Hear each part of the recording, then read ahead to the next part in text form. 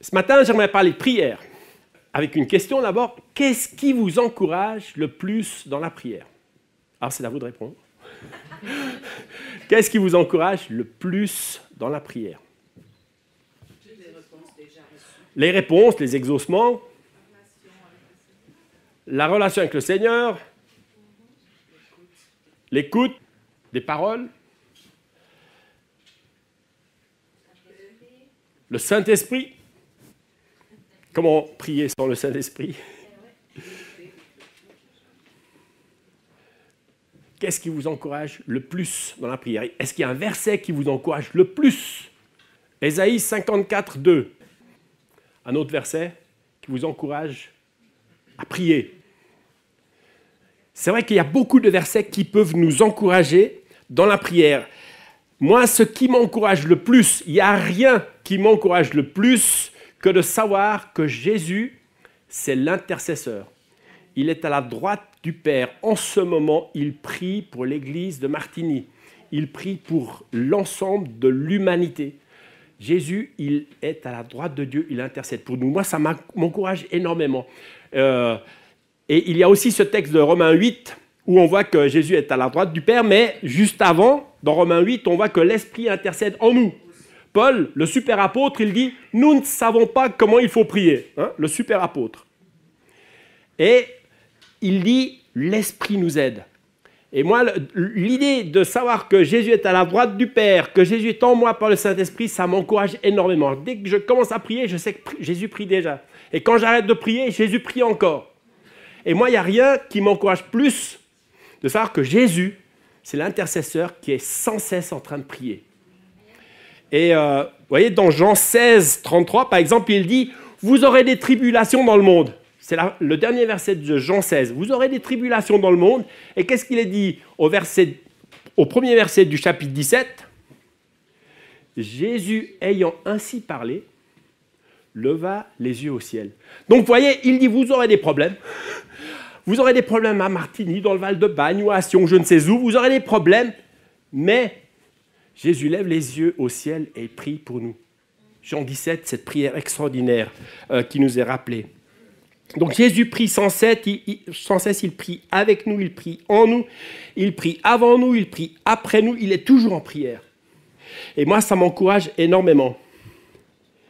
Les disciples ont dit à Jésus, enseigne-nous à prier.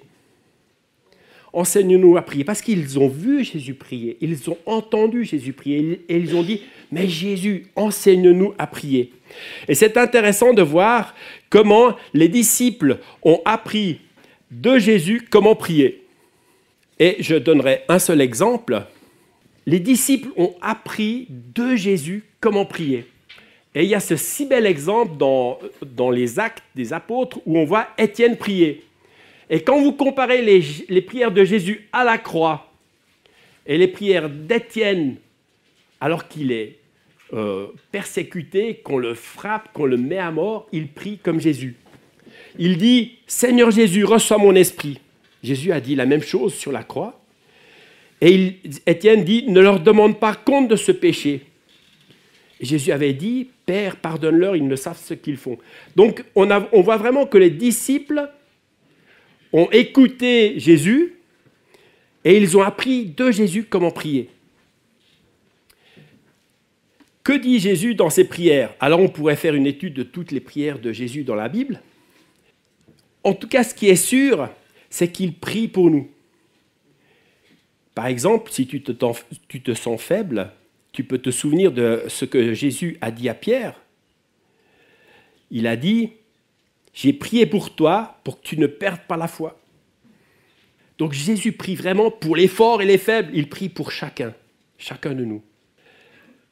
Que dit Jésus dans ses prières? Que disons-nous dans nos prières? Qu'est-ce que nous demandons? Ça serait peut-être intéressant que vous analysiez un petit peu toutes vos prières, pour que j'analyse moi mes prières, combien je demande, et qu'est-ce que je demande? Combien je loue? Mais je pense qu'il y a une sorte de prière que nous pouvons facilement négliger. Et celle-ci, on la trouve dans le psaume 2. Le Père dit au Fils, « Demande-moi les autres peuples et je te les donnerai en partage. Ils sont à toi, tu posséderas toute la terre. » Jésus est invité par le Père à demander toutes les nations pour lui. C'est intéressant donc de voir que Jésus prie pour les nations. En fait, le psaume 2, c'est un psaume messianique. Ça serait intéressant de passer en revue chaque verset de ce psaume 2. C'est un psaume tellement fort aussi quand on regarde l'actualité, tous les bouleversements qu'il y a dans le monde. Jésus prie pour les nations. Et comme nous sommes appelés à prier comme Jésus, nous sommes nous aussi appelés à prier pour les nations. Nous sommes appelés à dire comme Jésus, donne-moi Martigny, donne-moi le Val-de-Bagne, donne-moi le Sénégal, donne-moi le peuple peul. Il y a un réformateur qui a passé à Genève, il est représenté là en pierre à Genève, John Knox. C'est un réformateur écossais et il a dit « Donne-moi l'Écosse ou je meurs !» Mais quelle passion! Et vous savez, les gens craignaient John Knox à cause de ses prières. C'était un homme de prière, ce n'était pas seulement un homme de la réforme, de la Bible, mais c'était un homme de prière. Combien de réformateurs étaient des hommes de prière? Est-ce que je peux vraiment dire, moi, est-ce que j'ai le droit de dire cette prière? Donne-moi le Valais. Mais je crois justement que parce que nous sommes disciples de Jésus, nous suivons son exemple, nous suivons ses prières, nous pouvons dire ces mêmes prières. Pourquoi prier pour les nations? Eh bien, voilà 3 raisons.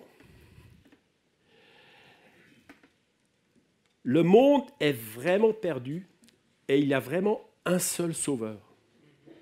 Je crois que c'est vraiment la première raison. Et j'aime ce texte dans 1 Timothée 2 qui nous encourage à prier, supplier, remercier. Il faut prier pour tous ceux qui nous gouvernent et pour toutes les autorités. Et puis après, au verset 4 et 5, il est dit, il veut aussi que tous soient sauvés et arrivent à connaître la vérité. En effet, il y a un seul Dieu. Il y a aussi un seul intermédiaire entre Dieu et les êtres humains. C'est un être humain, le Christ Jésus, qui a donné sa vie pour libérer tous les humains. Le monde est perdu. Il y a vraiment un seul sauveur. Et c'est pour ça que nous prions, pour les nations.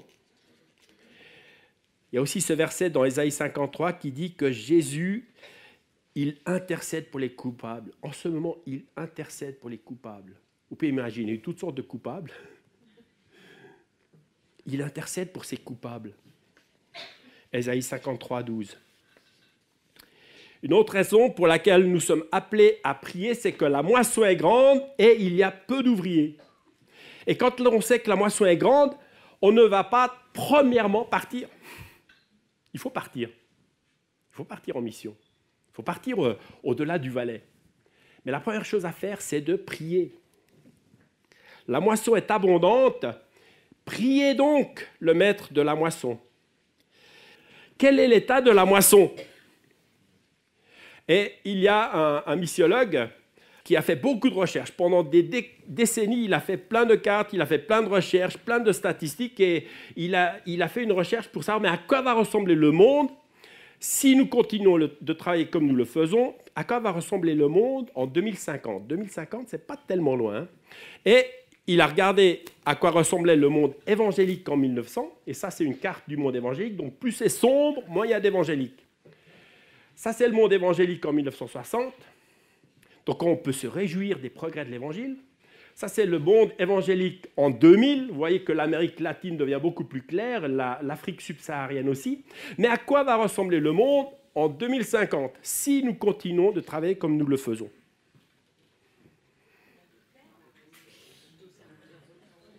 Alors c'est vrai qu'il y a des changements encore, mais ce qui est dramatique, c'est quand même de voir que toute cette région de l'Afrique de l'Ouest, l'Afrique du Nord, le Moyen-Orient, l'Asie centrale et la Russie par exemple, Mongolie, eh bien ça reste des zones où il y aura très peu d'évangéliques si nous continuons de travailler comme nous le faisons aujourd'hui. Oui, même la Suisse, oui, c'est sûr que l'Europe, là, il y a aussi des soucis à se faire. Donc, nous sommes invités à prier pour les nations parce que la moisson est grande et qu'il y a peu d'ouvriers. Une autre raison pour prier pour les nations, c'est que prier pour les nations, ça nous sort de notre bulle. Vous voyez, vous êtes là à la maison avec les enfants, vous êtes au boulot, vous êtes avec vos voisins, et puis partout, il y a des gens pénibles. Et puis partout, vous essayez de témoigner, puis ça ne marche pas. Et vous dites, mais qu'est-ce que je fais? Peut-être vous êtes persécuté, que des gens de la famille vous persécutent, ou des collègues de travail, et vous êtes dans votre bulle et vous êtes déprimé.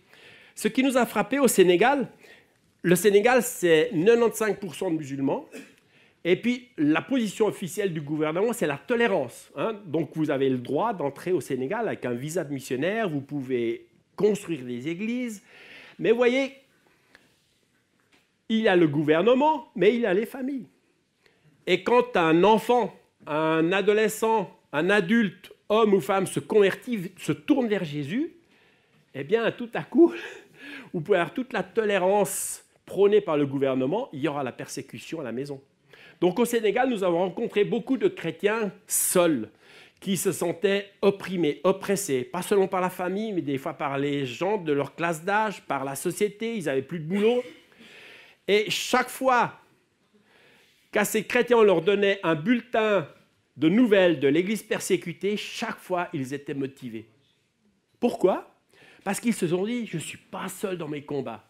Quand tout à coup, ils pensaient à des chrétiens en Égypte, ou au Yémen, ou bien en Inde, ou au Mexique, des gens qui étaient persécutés, des fois à qui on brûlait les maisons, ou je ne sais quoi, ils étaient encouragés à dire, mais je ne suis pas seul dans mes souffrances.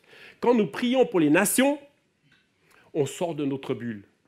Je pense que le travail de témoignage en Valais n'est pas forcément facile. Moi, je suis dans un petit village bernois, je trouve que c'est aussi compliqué. Mais prier pour les nations, ça nous sort de notre bulle, ça nous aide à voir qu'il y a d'autres combats, nos frères et sœurs dans le monde souffrent aussi. Et je pense que ça, c'est une dimension aussi très importante. Prier pour les peuples nous sort de notre bulle. Comment prier? Avec compassion. Je pense que c'est absolument fondamental. Dans Matthieu 9, donc on a ces versets où il dit « La moisson est abondante, il y a peu d'ouvriers, priez » versets 37-38. Mais juste avant, on voit qu'il est écrit au verset 36 « En voyant les foules, il fut pris de pitié pour elles, car ces gens étaient inquiets et abattus comme des brebis sans berger. » Donc Jésus est plein de compassion pour les coupables, pour ceux qui ne le connaissent pas. Il est plein de compassion. Et ça, je crois que c'est vraiment le début du début de la prière. On peut prier pour les nations, mais il faut le faire avec compassion. On peut prier avec colère.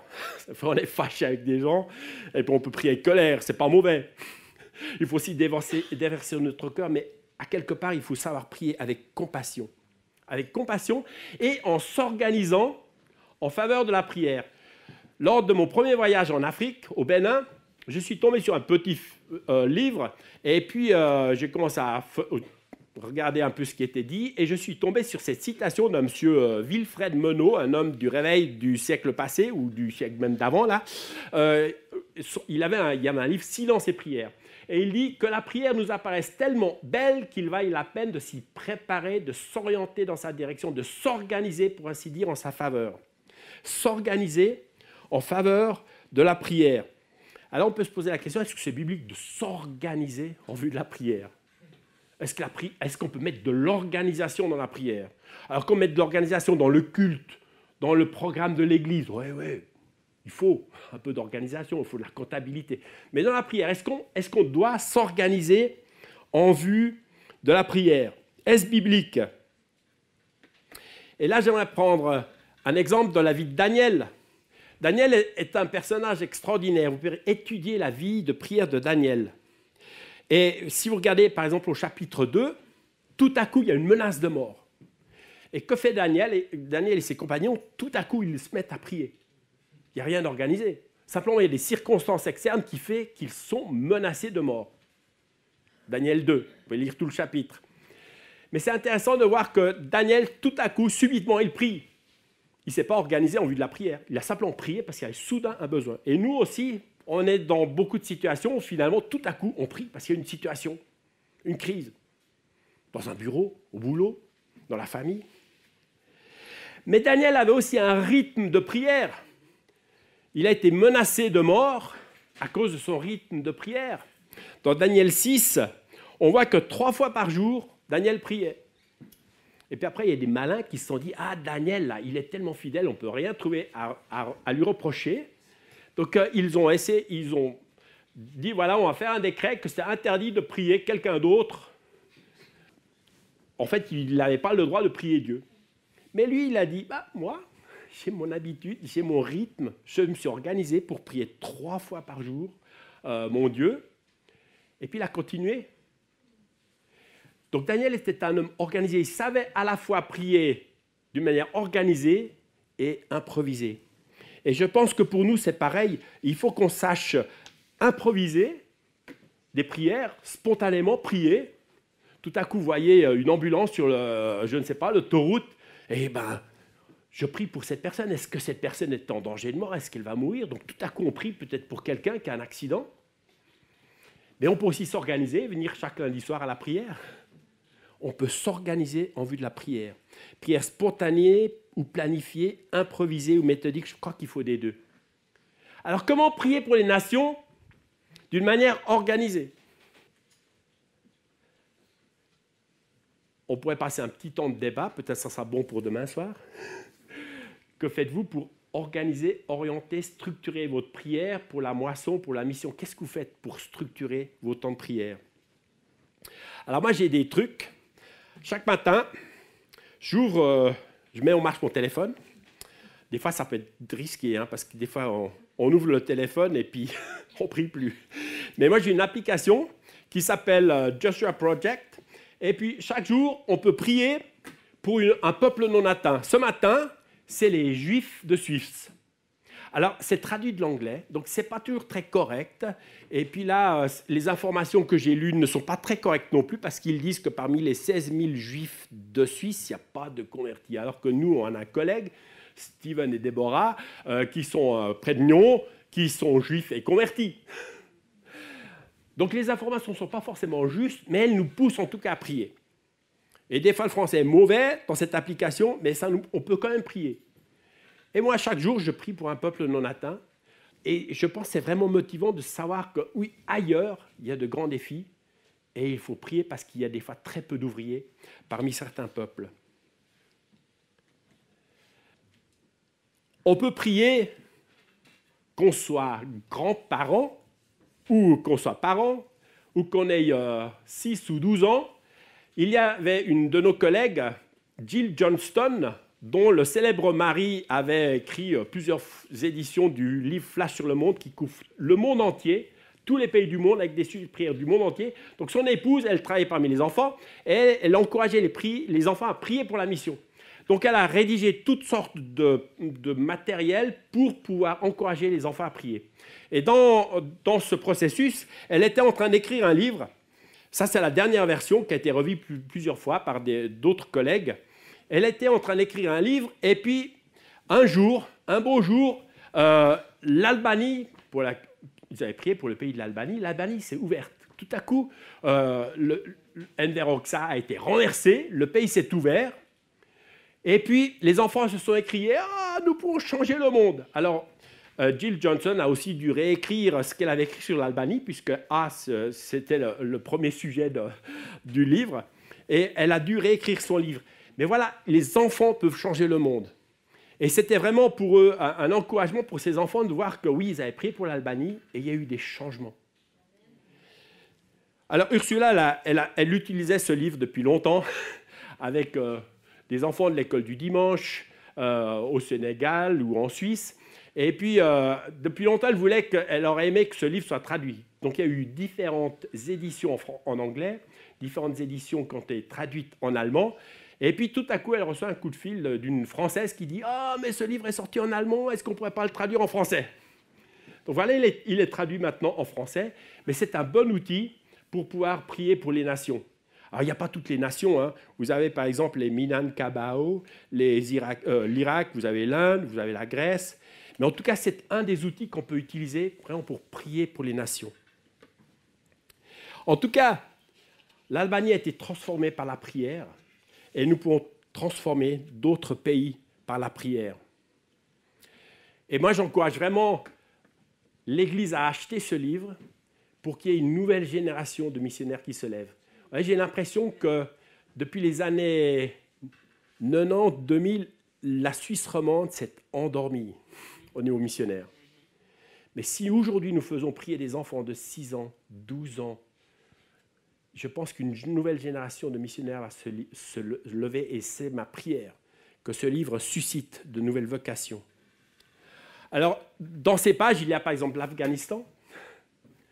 C'est vraiment d'actualité de prier pour les nations. On va revenir à l'Afghanistan tout à l'heure. Mais, conclusion. Je ne sais pas si vous avez déjà vu cette image. Est-ce que vous savez ce que cela représente ? Oui, c'est un souverain sacrificateur. Ça veut dire que dans le peuple d'Israël, avant la venue de Jésus, il y avait un temple, et dans ce temple, il y avait des gens qui servaient, qui faisaient les sacrifices, qui accueillaient les Juifs pour le culte. Et puis, ce gars, il devait s'habiller d'une manière particulière. Ce chef des prêtres avait un rôle particulier. Il devait, être un peu l'intermédiaire entre Dieu et les hommes. En fait, il préfigurait Jésus, qui est l'intermédiaire entre Dieu et les hommes. Mais ce qui est intéressant, c'est de voir comment il habillait. Il portait un pectoral, il portait des épaulettes et sur ses pierres étaient gravés les noms des différentes tribus juives. Donc quand ce prêtre entrait dans la présence de Dieu, il portait sur son cœur et ses épaules, il portait le peuple de Dieu. Et aujourd'hui encore, Jésus, il porte le peuple de Dieu. Mais je pense aussi qu'il porte les nations.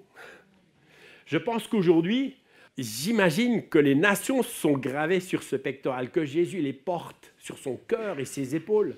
Et nous, à la suite de Jésus, on est appelés à prier et à porter sur nos cœurs les nations, à porter sur nos épaules les nations. On doit être des imitateurs de Jésus. Le chrétien est un imitateur de Jésus. Et dans ce sens-là, je crois que c'est important de suivre cet exemple de Jésus qui nous porte sans cesse. Il porte le peuple de Dieu sur son cœur, mais il porte les nations, comme le dit le psaume 2. Alors, l'Afghanistan, c'est un de ces pays où la situation est dramatique. On pourrait parler de la Corée du Nord, on pourrait parler du Yémen. Il y a tellement de pays où c'est extrêmement compliqué d'être chrétien. C'est quasiment impossible d'y entrer pour annoncer l'Évangile. Et je me suis dit, comme aujourd'hui, dans beaucoup d'églises, c'est le dimanche de l'église persécutée, comme aussi la semaine prochaine, dimanche prochain, c'est aussi le dimanche de l'église persécutée, je me suis dit, mais prions pour l'église persécutée. D'ailleurs, le QR code 30 jours de prière, c'est Portes Ouvertes qui a une action de 30 jours de prière pour l'Afghanistan. Et aujourd'hui, le sujet, c'est prier pour les musulmans très, très radicaux. Vous voyez, les talibans en Afghanistan sont radicaux, sont très radicaux. Mais au sein de ces gens, en Afghanistan, il y a des gens qui sont très, très, très radicaux. Donc, ils font des attentats contre les musulmans radicaux. Parce qu'ils ne sont pas si radicaux. Et le sujet de prière d'aujourd'hui, c'est prier pour que la violence cesse. Il y a eu beaucoup de sujets de prière déjà dans ces jours précédents. Par exemple, les chrétiens qui souffrent de l'isolement, les chrétiens qui ont fui, les chrétiens qui n'ont plus d'emploi, comment est-ce qu'ils peuvent vivre sans emploi? Et je propose que ce matin, on puisse prier pour l'Afghanistan. Prions pour les chrétiens afghans. Prions pour ces chrétiens qui sont encore en Afghanistan, et c'est compliqué. Prions surtout pour que la guerre cesse et qu'une paix puisse revenir. Ça fait tellement de décennies que ça dure là-bas. Prions pour que ça cesse. C'est OK? Comment est-ce qu'on prie? Peut-être que certains peuvent se lever et puis proclamer des versets. Oui, prions. Il faut organiser. Est-ce que Philippe a une idée? Comment on peut s'organiser pour la prière maintenant que l'Afghanistan soit béni par nos prières? voyez, ce qui est extraordinaire avec la prière, c'est qu'elle n'a pas de limite. Et je pensais que, vous voyez, le missionnaire, quand il va dans un pays, c'est comme s'il avait un arrosoir, il arrose les plantes comme ça. Mais la prière, dans certains cas, c'est comme la pluie. Vous voyez, personne ne peut arrêter la pluie au-dessus de l'Afghanistan. Et si vous priez ce matin pour l'Afghanistan, il y a une bénédiction qui tombe sur ce pays. J'en suis convaincu.